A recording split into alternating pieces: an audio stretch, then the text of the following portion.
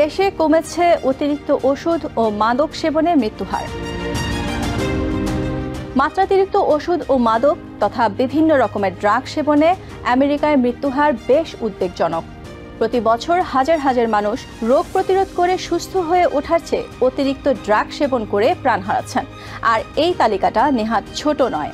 2018 সালে এক প্রতিবেদনে centers for disease control and prevention CDC জানায়, মাত্রাতিরিক্ত ড্রাগ গ্রহণের কারণে 72,000 মানুষের মৃত্যু হয়েছে। 2021 সালে তাদের আরেকটি প্রতিবেদনে জানা যায়, সে বছর অতিরিক্ত ড্রাগ সেবন করে প্রাণ হারান প্রায় 107,000 মানুষ, যা তার আগের বছর 2020 সালের তুলনায় 15% বেশি।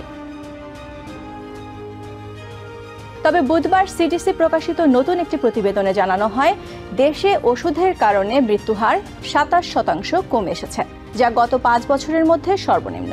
প্রতিবেদনে দেখা গেছে, দেশব্যাপী ড্রাগের অতিরিক্ত সেবনে যেখানে 2023 সালে মারা যায় 110,037 জন, সেখান থেকে প্রায় 30,000 কমে 2024 সালে সেটি 80,391-তে এসে দাঁড়িয়েছে। প্রতিবেদন অনুযায়ী 26.9% হ্রাস পেয়েছে, যা 2019 সালের পর সর্বনিম্ন সংখ্যা। পরিস্থিতি উন্নতির পেছনে সবচেয়ে বড় ভূমিকা রেখেছে ন্যালক্সোনের ব্যবহার বৃদ্ধি। অতিরিক্ত ওপিওয়েড সেবনে মানুষের শরীরে যে নেতিবাচক প্রতিক্রিয়া সৃষ্টি হয়, দ্রুত তা কমিয়ে দিতে এটি ব্যবহার করা হয়। 2023 সালে নারকান নামে এই ধরনের একটি ঔষধ বাজারজাতকরণের অনুমোদন দেয় FDA। এমার্জেন্ট বায়ো সলিউশন এই ওষুধটি প্রস্তুতকারক। প্রতিষ্ঠানটি নাকের ব্যবহারের স্প্রে হিসেবে ন্যালক্সন সমৃদ্ধ নারকান বাজারজাত করে। দেশে প্রতি বছর সড়ক দুর্ঘটনা, বন্দুক সহিংসতা এবং প্রাকৃতিক দুর্যোগে যত সংখ্যক মানুষ মারা যায়, তার চেয়ে বেশি মানুষ মারা যায় অতিরিক্ত ওষুধ ও মাদক সেবনে। বিপুল সংখ্যক মানুষের এই মৃত্যুর পেছনে বড় দুটি কারণ বের করেছেন বিশ্লেষকরা। ব্যথানাশক হিসেবে অতিরিক্ত ওপিওয়েড ব্যবহার ও অন্যান্য মাদক গ্রহণের দিকে আমেরিকানদের বেশি আগ্রহী হয়ে ওঠা। তবে সব জায়গার চিত্র এক নয়। সিডিসির এই প্রতিবেদনটি জনস্বাস্থ্য সংশ্লিষ্টদের কাছে যথেষ্ট আশার আলো নিয়ে এসেছে। গত কয়েক বছরে এই হিসেবটা বেশ ভীতিকর ছিল। সেখানে 2024 সালের ওপিওয়েড এবং নেশা জাতীয় মাদকের প্রতি আগ্রহ, দুটি ক্ষেত্রেই মৃত্যুহার কমেছে।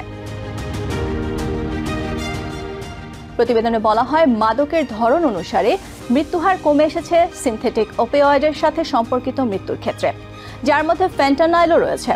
দেখা যায় 2023 থেকে 2024 সালের মধ্যে 76,282 থেকে কমে 48,422-এ দাঁড়িয়েছে মৃত্যুর সংখ্যা।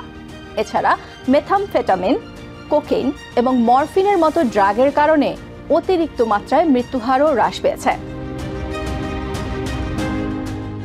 দেশের বেশিরভাগ স্টেটের কমে এসেছে এই মৃত্যুহার।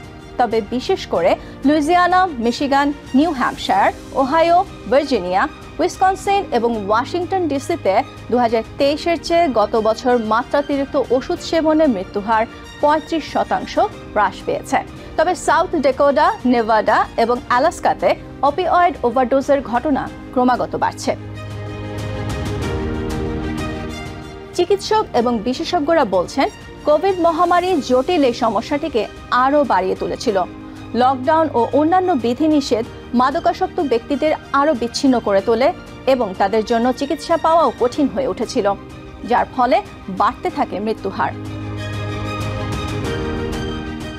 গবেষণায় দেখা যায়, গত 20 বছরেরও বেশি সময় ধরে দেশে মাত্রাতিরিক্ত ওষুধ সেবনে মৃত্যুর সংখ্যা সবচেয়ে বেশি বেড়েছে।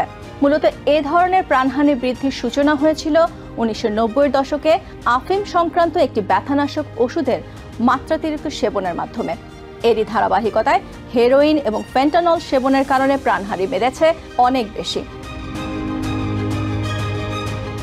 এমন আরও তথ্য পেতে নিয়মিত চোখ রাখুন TVN 24 নিউজ নেটওয়ার্কের ইউটিউব ও ফেসবুক পেজে।